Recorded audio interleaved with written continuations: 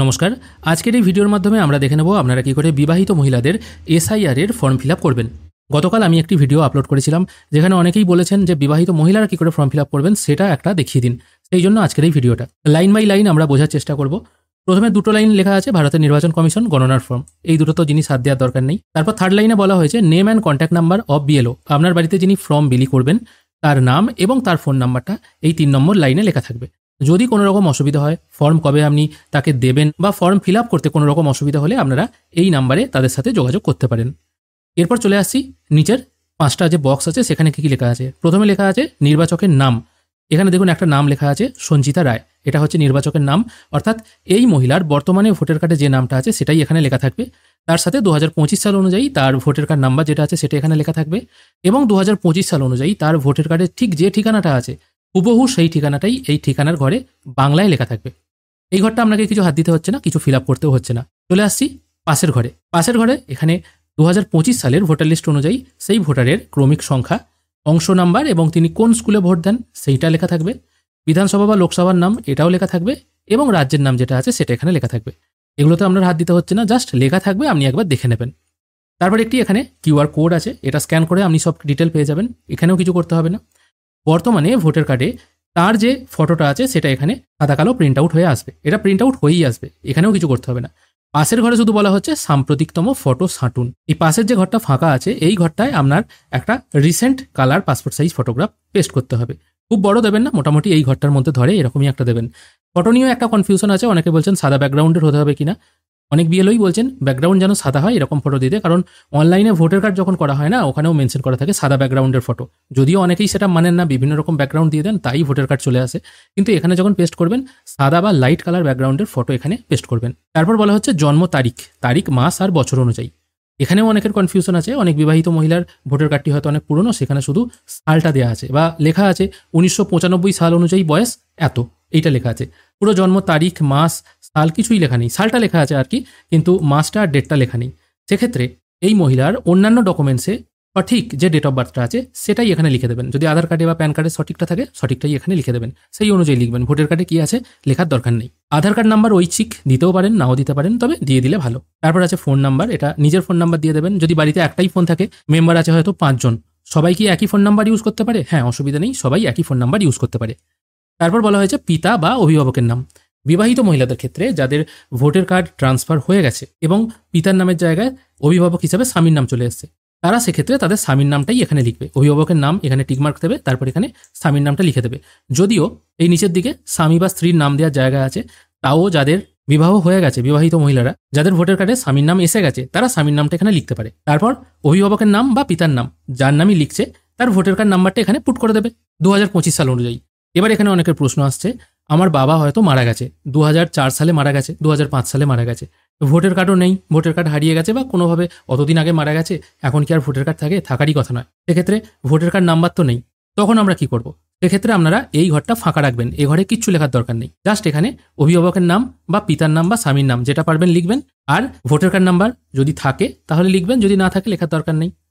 অনেকে বলছেন যাদের মারা গেছে তার ব্যাকেটে কি স্বর্গীয় বা মৃত এটা লিখে দেবো? না, মৃত লেখার দরকার নেই, তার নাম বলেছে, তার বর্তমানে কি স্ট্যাটাস সেটা লিখতে হবে না। এবার আমার মা যেহেতু বিএলওর কাজ করছেন সেহেতু আমি জানি, আমি ওনাকে জিজ্ঞেস করেছি এখানে ব্যাকেটে মৃত লিখতে হবে কিনা, উনি বলেছেন মৃত লেখার দরকার নেই, শুধু নামটা লিখতে হবে। তারপর চলে আসছে মায়ের নাম। মহিলাদের ক্ষেত্রেও বিবাহিত মহিলারা এখানে তাদের মায়ের নামটা লিখবে। তারপর আছে মায়ের এপিক নাম্বার, এখানে মা যদি জীবিত থাকেন তার যদি এপিক নাম্বার থাকে সেটা 2025 সাল অনুযায়ী এখানে লিখতে হবে, যদি না থাকে তাহলে এই ঘরে কিছু লেখার দরকার নেই, ফাঁকা থাকবে, কারণ এখানে বলেই আছে যদি থাকে, এই কথাটা লেখা আছে।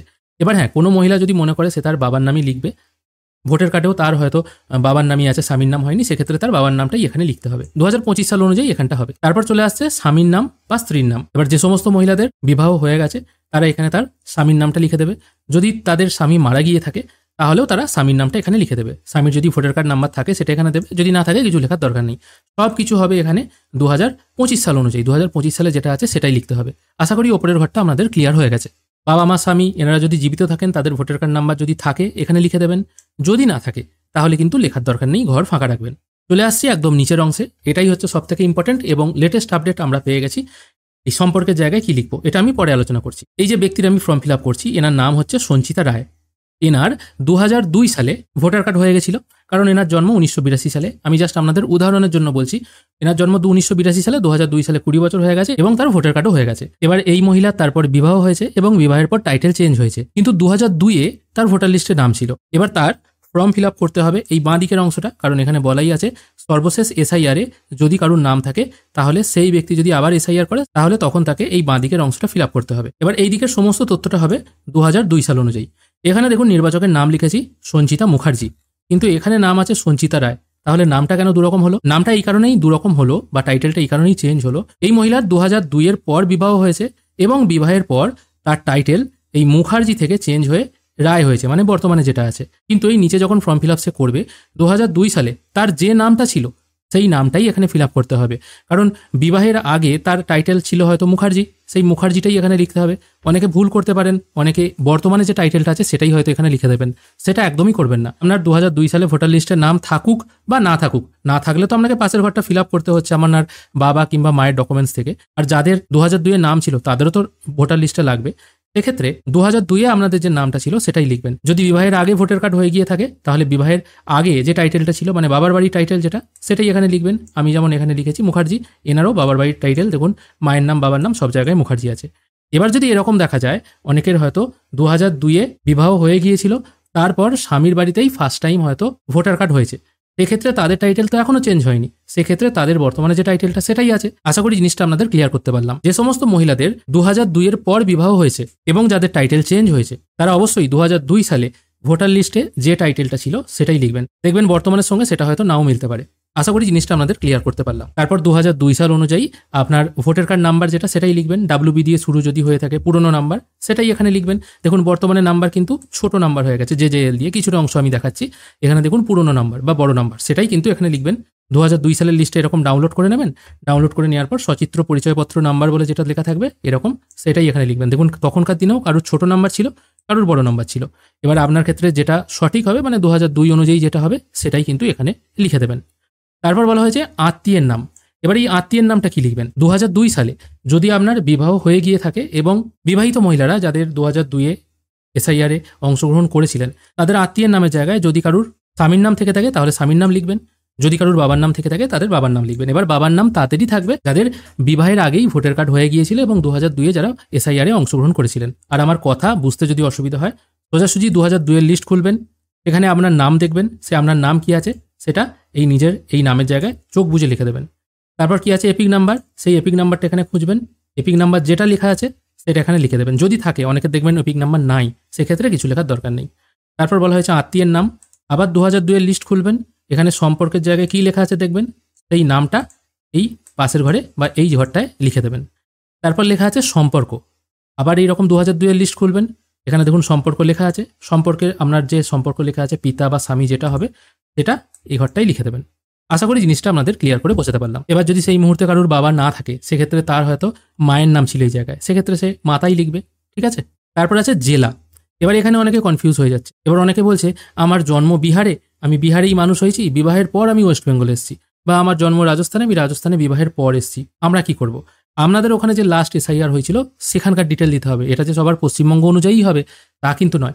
সেক্ষেত্রে আপনার যদি অন্য কোনো রাজ্যে জন্মস্থান হয়ে থাকে এবং 2002-এ সেই রাজ্যের ভোটার লিস্টে যদি আপনার নাম থাকে, এবার যে রাজ্য যে সাল অনুযায়ী ধরছে সেটা আমি বলে নিচ্ছি, সেই অনুযায়ী যদি নাম থেকে থাকে সেই জেলার নাম আপনাকে দিতে হবে। আর যদি পশ্চিমবঙ্গের কোনো জেলা হয়ে থাকে সেটাই দেবেন।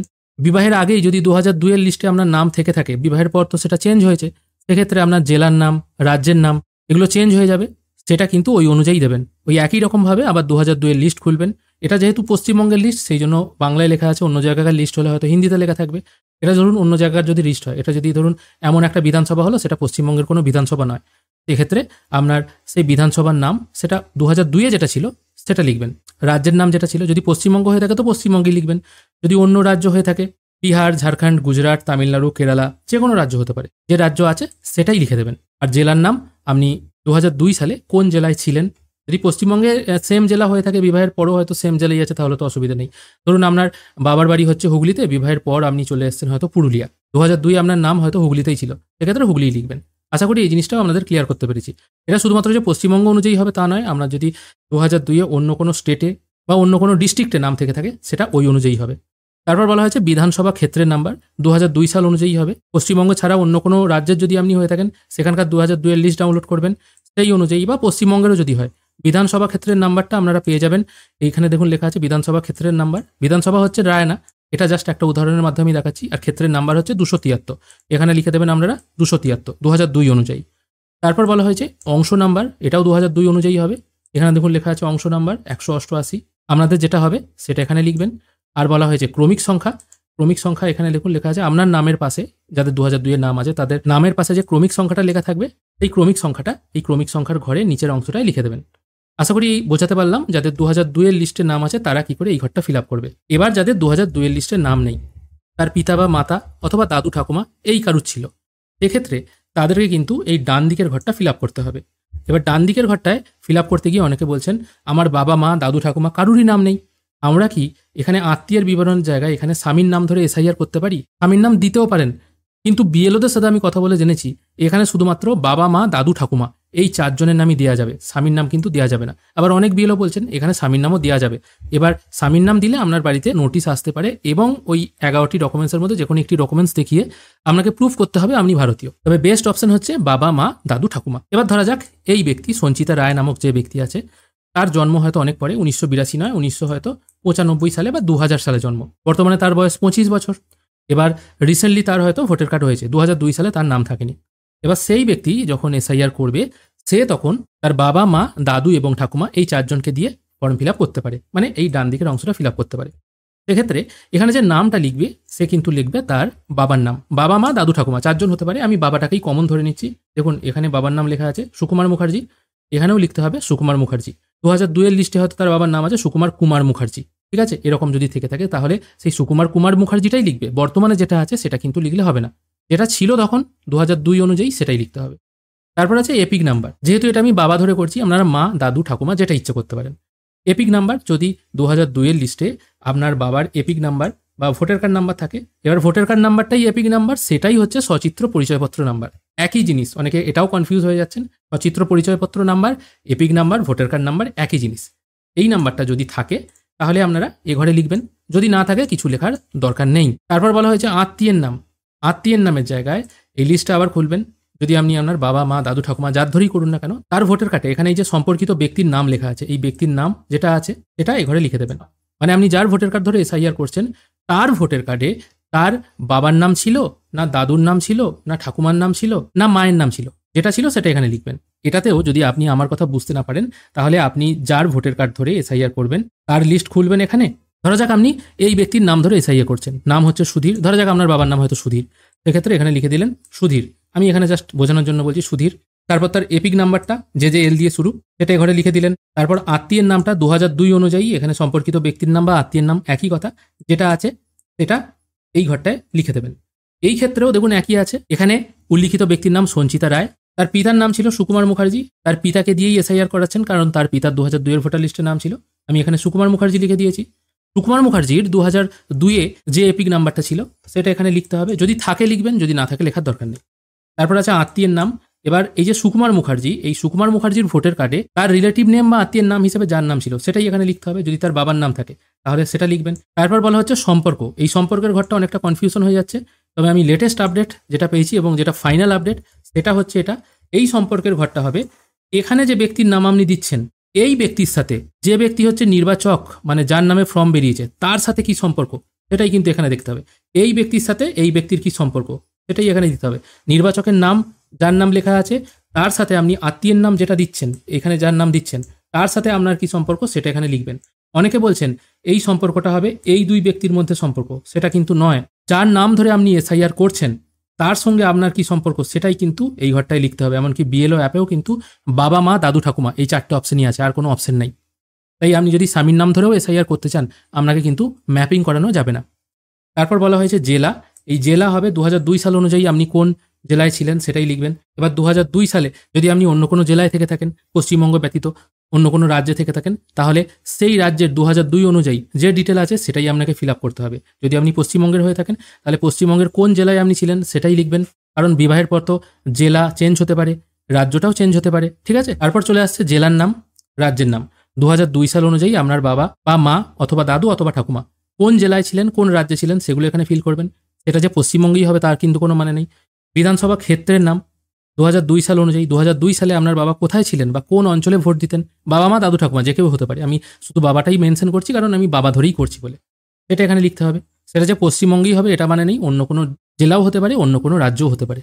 একই রকমভাবে বিধানসভা ক্ষেত্রের নাম্বার, অংশ নাম্বার, ক্রমিক নাম্বার এখানে মেনশন করাই আছে। বিধানসভার নাম্বার, অংশ নাম্বার আর ক্রমিক নাম্বার আপনি যার নাম ধরে এসআইআর করছেন ওই 2002 লিস্টটা ডাউনলোড করবেন, সেই অনুযায়ী কিন্তু এখানে ফিল আপ করতে হবে। ঠিক যেটা আমি এখানে বললাম সেটাও কিন্তু এখানে হবে, শুধু বাম দিকের ঘরে নিজের আর ডান দিকের ঘরে রিলেটিভের। আশা করি আপনাদেরকে জিনিসটা বোঝাতে পারলাম বিবাহিত মহিলারা কি করে ফর্ম ফিল আপ করবেন। ভিডিও যদি ভালো লেগে থাকে অবশ্যই একটি লাইক করবেন। ভিডিও দেখার জন্য অসংখ্য ধন্যবাদ, ভালো থাকবেন।